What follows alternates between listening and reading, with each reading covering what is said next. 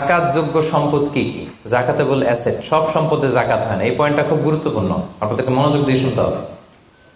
আপনারা মনোযোগ দিয়ে শুনতেছেন তো?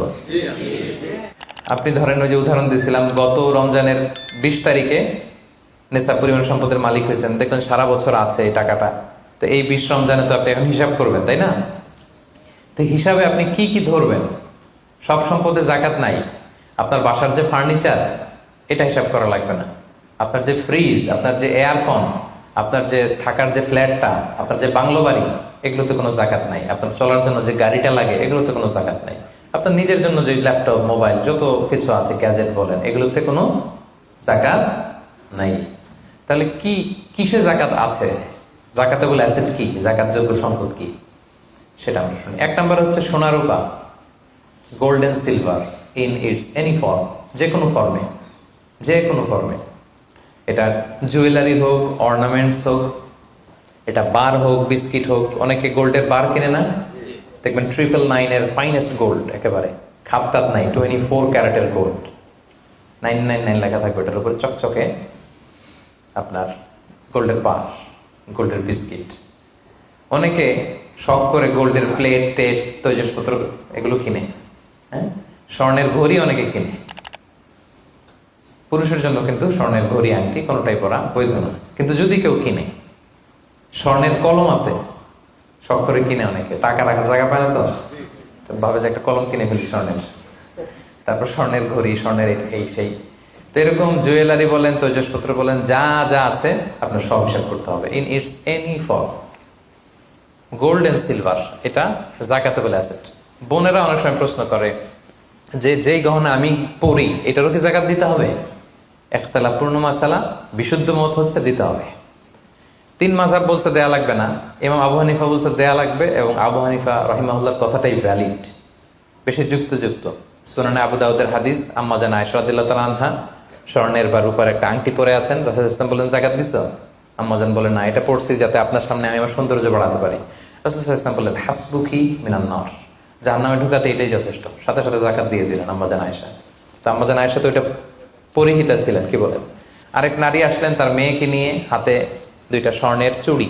রাসূল বলেন, জাকাত দিছো? দেই নাই। বলতেছে, তুমি কি পছন্দ করো যে এই 2টা চুড়ির পরিবর্তে আগুনের 2টা চুড়ি জাহান্নামে পরানো হবে? ওই মহিলা ভয়ে তাড়াতাড়ি খুলে দিচ্ছে, ইয়া রাসূলুল্লাহ নেন, পুরোটাই দিয়ে দিলাম। তো এই হাতের বালাও কিন্তু ওই মেয়ে হাতে পড়া ছিল, তাই না? এতে করে বোঝা যায় যেই জুয়েলারি আমার বোনেরা আপনারা ইউজ করেন, সেটারও জাকাত দিতে হবে, সেটারও জাকাত দিতে হবে।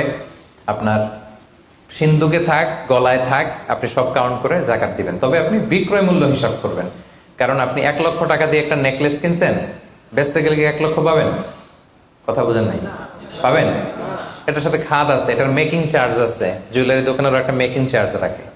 তো আপনি যখন আপনার নেকলেসটা বিক্রি করতে যাবেন, ওরা 20% কাট করে দিবে।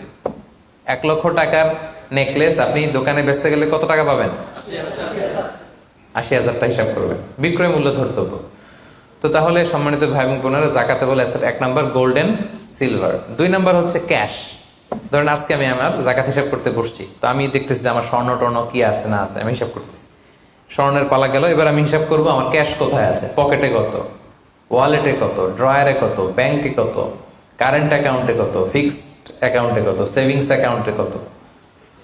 যত জায়গায় আপনার যত ক্যাশ ফর্মে টাকা আছে, এটা আপনি হিসেব করবেন। এগুলো জাকাতেবল অ্যাসেট।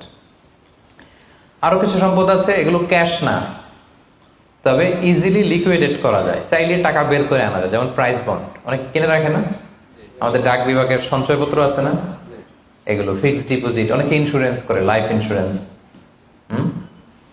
এগুলো চাইলে আপনি টাকা বানাতে পারেন।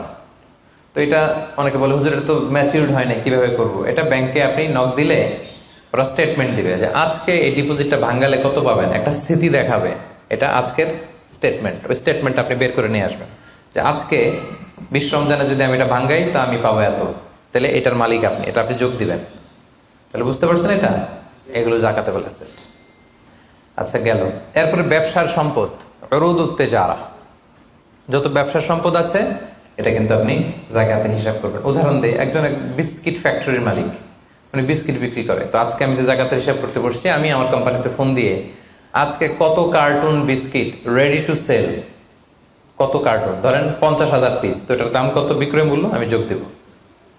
তারপরে বিস্কিট বানাতে যে র মেটেরিয়াল, হ্যাঁ, গম লাগে, সুগার লাগে, ইত্যাদি ইত্যাদি যা লাগে, এগুলোর যে প্রাইস, এটা আমি, জি, এটাও আমি যোগ দেব।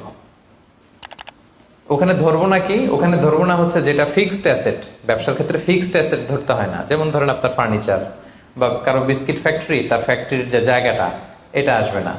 মেশিনারি, যে মেশিনে করে বিস্কিট বানায়, ওইটা আসবে না। তারপরে ধরেন এটা লরি ট্রাকে করে বিভিন্ন জায়গায় আমি পাঠাই আমার প্রোডাক্টগুলো, এই যে ট্রাকের দাম টাম, এগুলো কিন্তু ধরা হবে না। এগুলো ফিক্সড অ্যাসেট, মেশিনারি ধরতে হবে না। শুধু প্রোডাক্ট রেডি টু সেল অথবা র মেটেরিয়াল, এগুলো ধরবো। শেয়ার বাজার আছে, অনেকে শেয়ার কিনে, এটাও আপনি ধরবেন। ওই দিন আপনি হিসেব করবেন। শেয়ার দুই ধরনের, একটা আছে আপনার প্রাইমারি, একটা নেট ভ্যালুয়েশন করা হয়, পরে এটা একটু দাম বাড়লে অনেকে দেখবেন যে সারাদিন দেখতে থাকে দাম বাড়লো না কমলো, সেকেন্ডারি মার্কেটে এটা সেল করে দেয়, আছে না? তো এটা আজকের দিনে আমার এই শেয়ারটা সেল করলে কত প্রাইস পাবো, এই প্রাইসটা আমি যোগ দিয়ে দিব। ওকে, আচ্ছা গেল। আরেকটা আছে কোম্পানির শেয়ার কিনে অনেকে, ধরেন বিশাল বড়, বাংলাদেশে বড় কোম্পানি বেক্সিমকো কোম্পানি, তারপর ওই কোম্পানি, এটার আপনি শেয়ার কিনবেন, লং টার্ম ইনভেস্টমেন্ট শেয়ার থাকে, ওইটা কিভাবে ধরবেন? ওইখানে কোম্পানির অ্যাকাউন্টস আপনি নক দিলে জাকাতেবল অ্যাসেট কত আছে এটা ওরা বলে দিবে।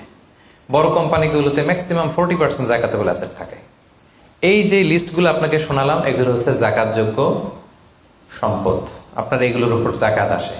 আজকে 20 রমজান, আমার 1 বছর হয়েছে, এগুলো সবগুলো আমি যোগ দিব। তাহলে জাকাতযোগ্য সম্পদ কি, মোটামুটি একটা ধারণা পেয়েছি না?